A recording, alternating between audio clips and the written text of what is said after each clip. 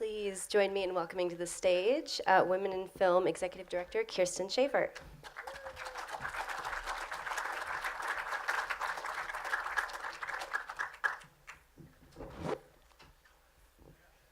Thanks for being here tonight. Of course, that was so much fun.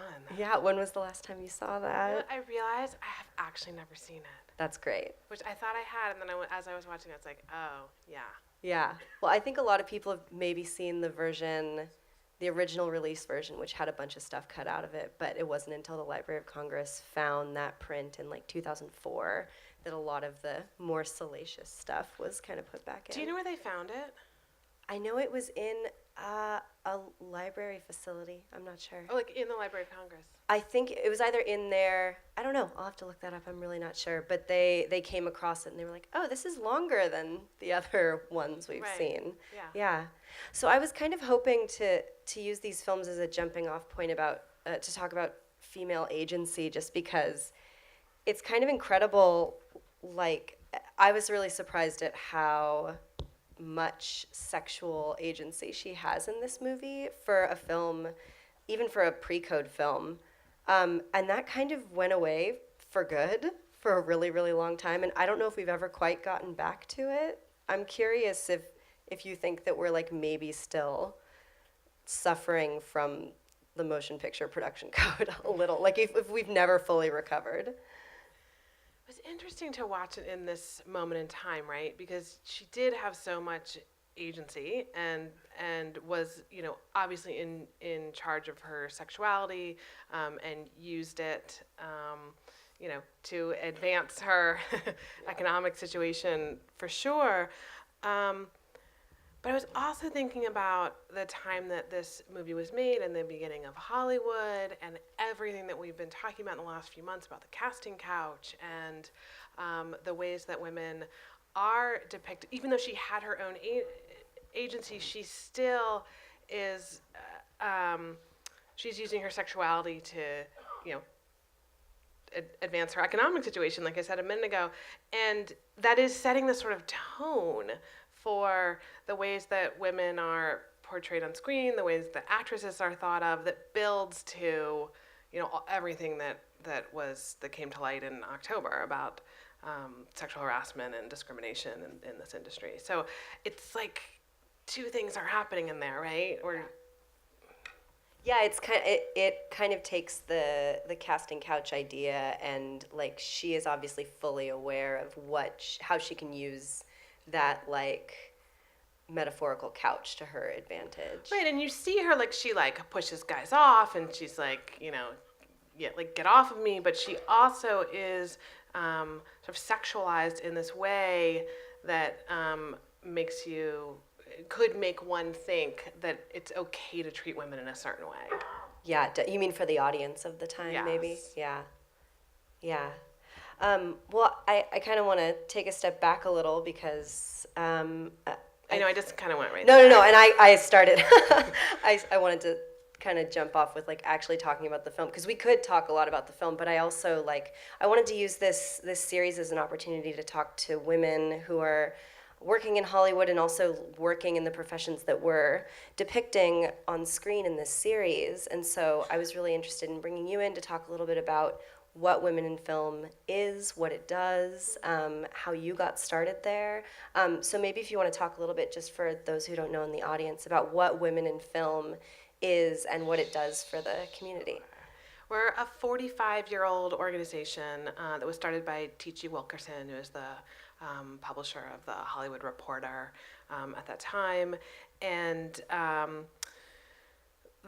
when the organization was founded, it was a group of women who had fairly high-profile jobs in the industry. I think there were very few women who had those kinds of jobs in 1973, but they formed this sort of coalition to help each other, and then to also help the next generation coming up.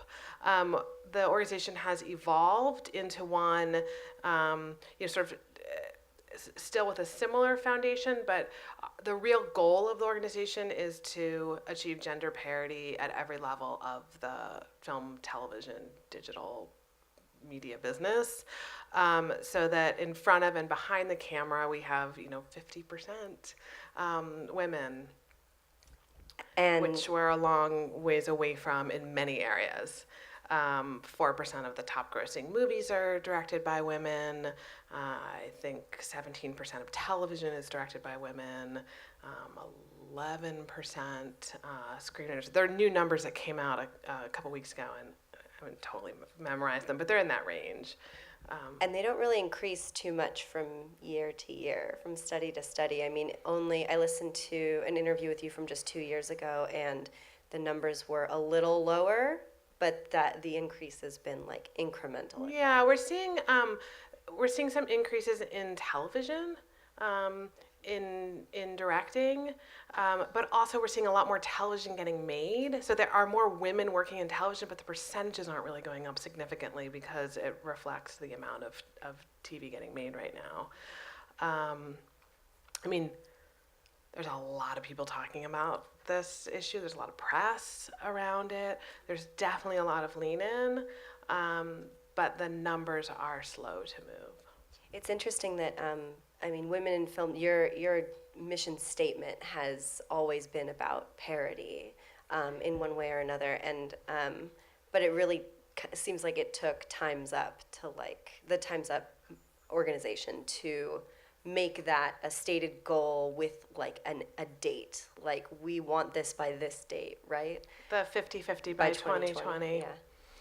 Yeah, the Swedish Film Institute started this 50-50 by 2020 about 3 or 4 years ago because, they're the Swedish Film Institute and they control most of the funding of the films in Sweden. So they can do that and make it happen fairly quickly. It's really different, I think, to ask this like complicated, multifaceted industry to get there that fast. And in many ways, I mean, I think my belief and the belief at Women in Film is that we want to see incremental progress that sticks, right? So in many ways, 50-50 by 2020 is an amazing rallying cry, but we want to see the culture change and the institutional change that will be lasting, not just something that's going to, somebody's going to do to make a headline. And I don't mean Time's Up making the headline. I mean like companies, saying like we're gonna do this, and it's great if they do it and they stick to it, but that we want to ensure that's how it happens. Do you see the women who are working with Time's Up as allies? Oh, women in film. Oh, definitely. Yeah. I mean, I think it takes everybody.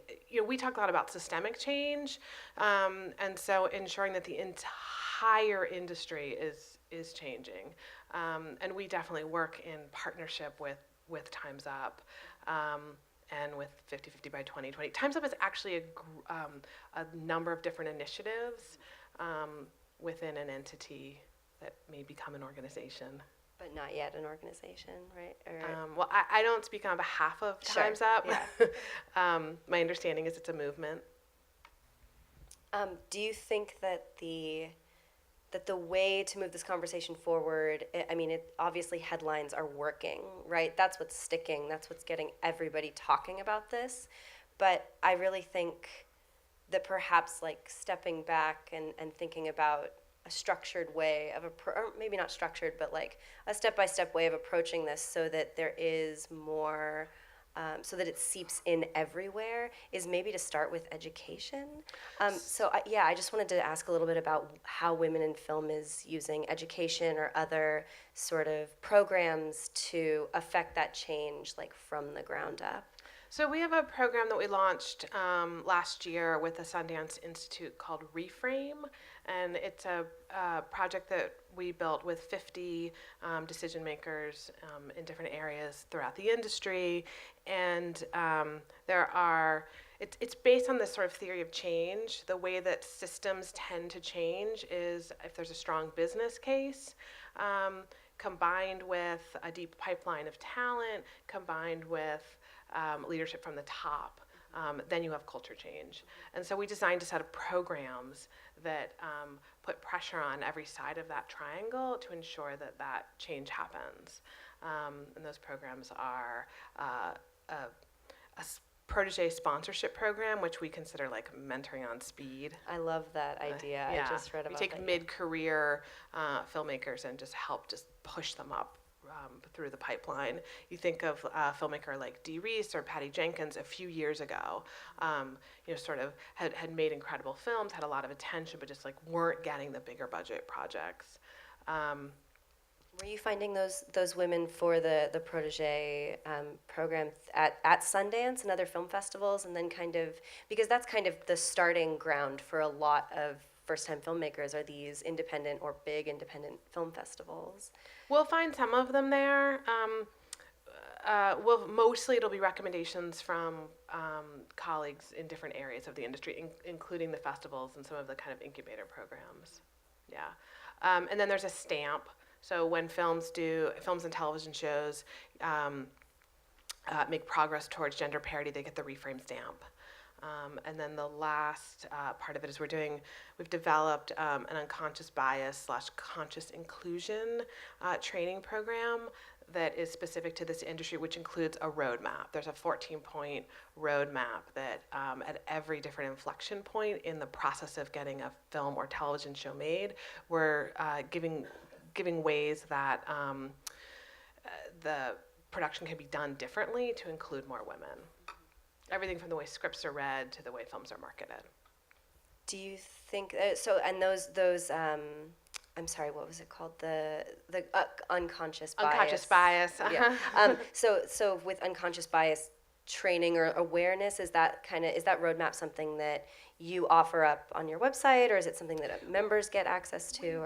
We will. We haven't published it yet. We've been out at the studios and networks having these conversations and getting them to sign on to the program, and we'll publish it soon. Oh, great. Yeah, and make it available. The unconscious bias training, I don't know, have you ever done one? I haven't, no. It's pretty, there's a lot of different kinds of unconscious bias training, a lot of different trainers. But I've done a couple of them, and they've been really enlightening. Like the ways that, our brains connect us to different people and different ideas that we don't even always know are happening to us. And so it's about understanding that and then figuring out how to kind of undo that. And I did one with a group of like 12 men and a couple of women, and it was amazing to watch the light bulbs go off. Like people were like, oh, I didn't realize that when I said, there were no women to put on this list, that it was because I had this metric system that was different, and if I shift that system a little bit, I see that there's actually a lot of women I can put on that list. And so, do you think? I think that unconscious bias, like it's so you're so blind to your own kind of like programmed ways of thinking that it even can be as like obvious as someone from the outside looking at like a male director reaching out and seeing. I love this metaphor of like the male director in like a ball cap, like looking around and seeing like a young guy in a ball cap and being like, he looks like he can make a movie because he looks like me, and totally. Taking that person under their wing, and that kind of perpetuates in this endless cycle, and not even understanding that that's like the opportunities that you're giving to other people are only those that you can like are mirror images of yourself. Right, or like somebody who went to the same university you right. did, or grew up in the same neighborhood you did, or is friends with people you know. We stay in sort of these our tribes, and then we pick from or hire from our tribes, and it's the challenge is to get outside of that. The bad word for it is maybe nepotism, or yeah. And I think there's a lot of awareness on this issue, and a lot of people working to change that. And I think that's what matters. Is taking all of this energy and attention on the subject and making real, tangible change. And so there are these training programs that you offer, and I also read a bit about the new hotline and support centers that you've opened since October 2017, since all of these stories started coming out. Can you talk a little bit about those Yeah. resources that you've made available? We launched a helpline on December 1st. So we were getting a lot of calls from our own members and from other people in the industry saying, like, I've been sexually harassed, I've been sexually abused at work, like, within the film and television business, what do I do? And so we launched the helpline as a way to help people figure out where to go. So it's not like a crisis line. It really is. We listen to we've trained professionals who listen to their stories and then helped connect them to either lawyers or therapists or support groups. Yeah, we were lucky to have Sigourney Weaver here earlier a couple weeks ago, and she was talking about how when things would happen on set, even like in the 80s when she was making Working Girl or something, not that Working Girl is an example of this, but when things would happen on set, you would maybe go to the production manager, maybe go to your agent, maybe go to your manager, but like nothing would happen. Right. That like it kind of stopped there. I think there's been both a culture among women of like, we're tough, we can handle this, like we can totally shoulder this. And we care about our art or our careers more than maybe what's happening to our, emotional selves or our physical bodies, and we're just gonna get through it. Like there's been that. And then there has been, like you said, like, either nobody responding or not knowing how to respond. And so that's the cultural shift that we're at the beginning of. It's helping people figure out how to respond in the moment, how to not have some of the behavior to begin with. When it does happen, how to respond. Sometimes I think it's about communication and respecting communication, and sometimes it's obviously much deeper when you're looking at like a, serial perpetrator. Yeah.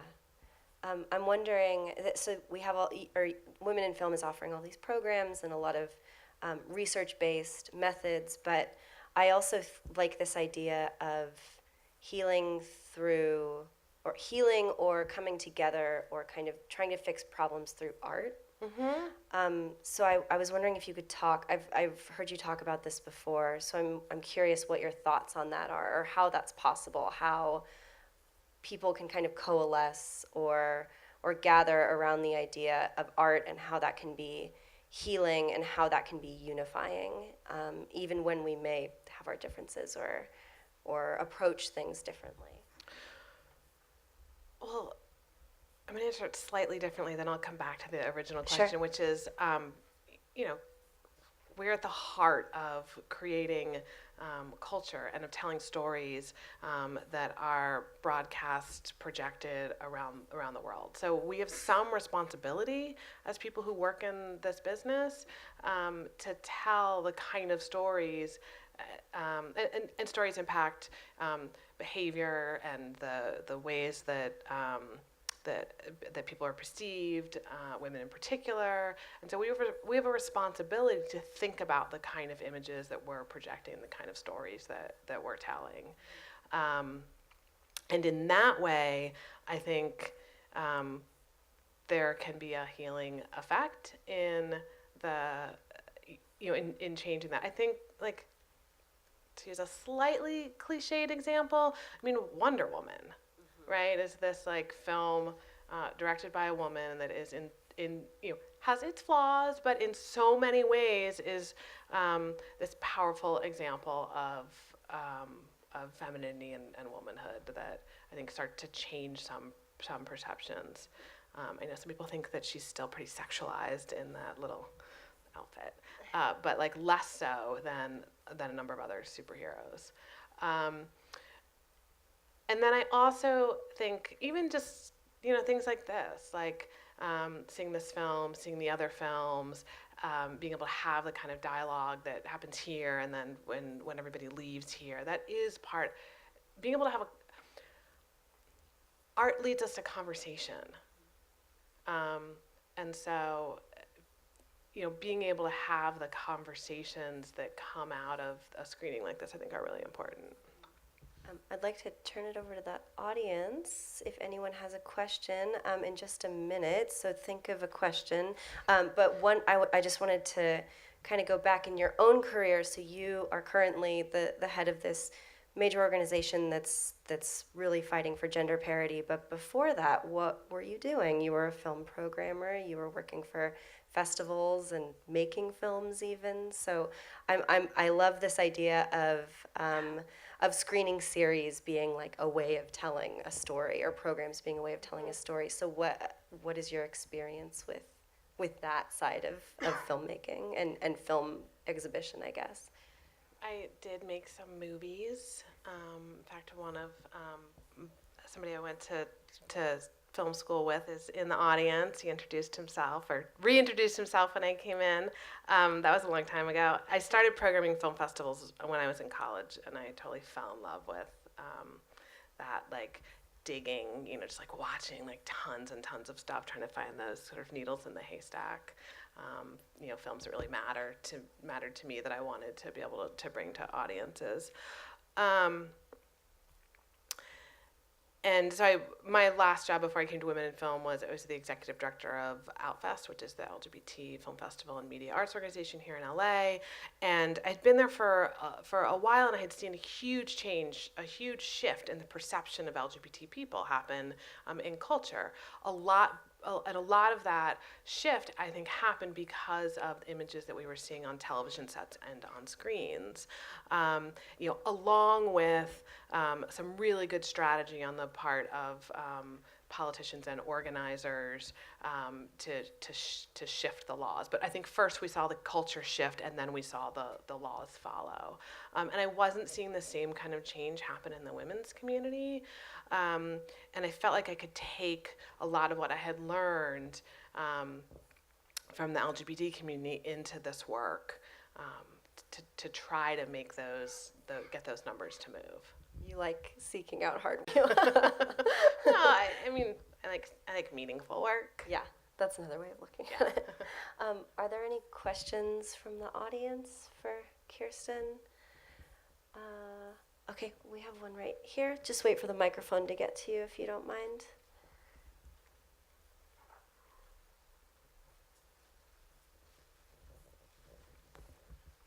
Hi. Question one is, what is the target audience for the films that you intend to make?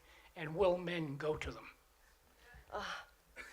Well, the question. Oh, sorry. I do not make films anymore. I now run a nonprofit organization full time, but I think we have a lot of members in Women in Film who do make films, and they make films that they want both men and women to see, for sure. I think that's there is this kind of misperception that women make movies only for women. And I think we have seen in all the films of Deborah Granick, who made Winter's Bone, or in the films of Catherine Bigelow, or in the films of Dee Reese, or you could go on, like so many female filmmakers who make films for a general and a wide audience, which would include men and women. And I also, to add to that, there's the 51% of the population of the world is women, and we're going to see movies just as much as men. Right, and this movie was directed by a man, written by a woman and a man, and I think it appeals. If I look out at this audience, it looks like it's kind of a 50-50 audience. So it appeals to men and to women. And someone's shaking his head in the middle. Was that? But there is, so we did this study a couple years ago with Stacey Smith at USC, and we used the Sundance filmmakers and fellows as kind of a control group to try to understand why it is that women fall out of the pipeline. So if about 50% of people in film school are female, 25% of the films at Sundance are made by women, 4% of the top grossing movies are made by women. Why are women falling out between that 25% and that 4%? And one of the things that we found, particularly among buyers who buy films at film festivals and then distribute them, was that there is a perception that women make movies for women and for smaller audiences. And so that perception, we've been working on shifting that perception within the industry, so that what this gentleman in the middle said here is actually true, that if you make a good movie, you make a good movie and everybody wants to see it. But the marketing dollars that are put into movies have to, the company that's putting the marketing dollars into that movie has to have that same belief. Otherwise, it doesn't get the support behind it, and then that is not able to be true. And it goes so far as I remember hearing anecdotally about this film Rich Hill that was at Sundance a couple years ago. This incredible documentary that was made by, I think they're cousins, a male and a female. And after the film, at an after party, Andrew was just swarmed by people trying to talk to him and offer him jobs. And Tracy said that she remembers just kind of being in the corner, like no one wanted to talk to her. And they were equal partners on this film. She maybe even did more in like directing and editing. And she watched this happen instantly. Yeah, there's a perception that a director is a man. And I mean, it makes sense. Like when you look at the canon, right? There are like very few women in the canon. There are not nearly as many female directors at the Library of Congress or on AFI's top 100 list, Or even in our own archive at UCLA. Yeah. And I think probably many of you who are here are, fans of movies from this time period, and you know that there were a lot of female directors in the teens and the 20s. And when the film business, when there was more money put into the film business, women were moved out. So it's a thing that we have seen through our research, that when money comes in, women go out. Are there other questions from the audience? We have someone. Oh. Really? Wow, you should be up here. She said that her grandfather edited this movie, and Then he became a director and directed a lot of our stand-up. oh, Ladies They Talk About. oh my God, I love Ladies They Talk About. Great And women in prison she film. is now an editor. That's great. Yay. More role models, I think. We all need more role models showing us that, and I think that that's why something like Patty Jenkins making Wonder Woman is so important, because despite how you feel about the film, love it, hate it, in the middle, a lot of young girls were not just able to see a woman on screen who's pretty powerful and doing some pretty kick-ass stuff. They're also looking at this woman be very vocal and very present in the press, talking about this achievement that she made, which was to make a hugely grossing, very popular movie.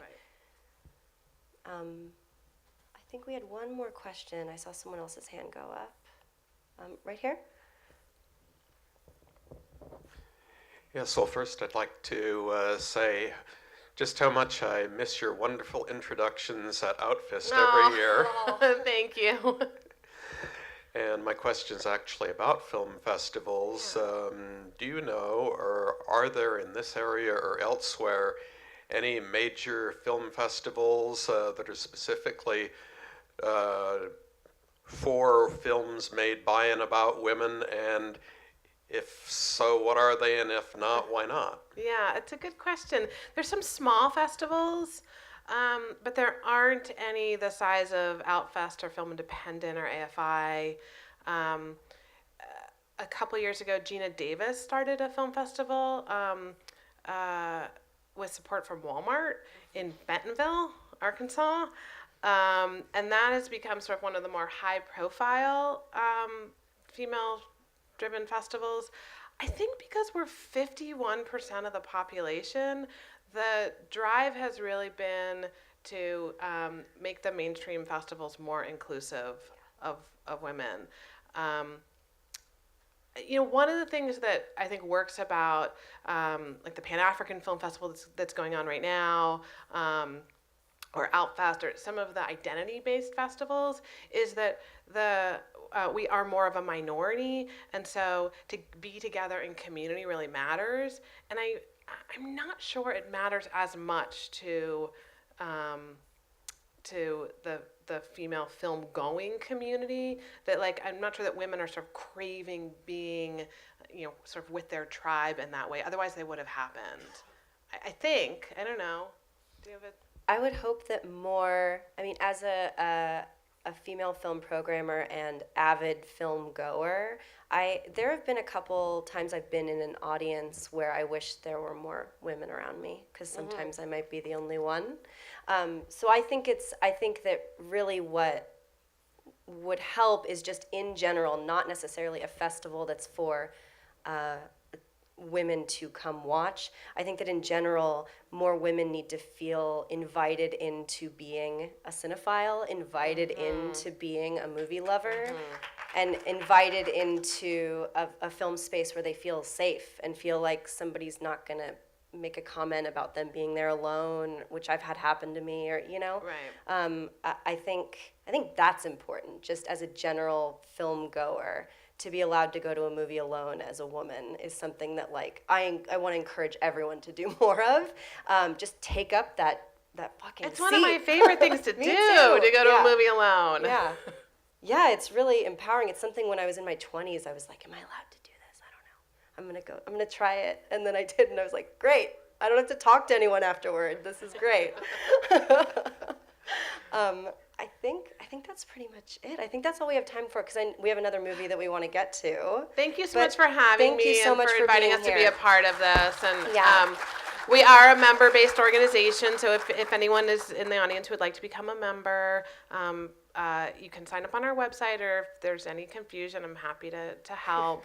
And for the men in the room, we need your support, either, financial support. We do have some male members, or just like continuing to talk about this issue. And when you see that kind of behavior from when you see behavior from your colleagues, one of the most effective things that men can do is call it out, like man to man, like, whether it's like a sexist comment or a sort of harassment situation, or just something that's not about equity and equality.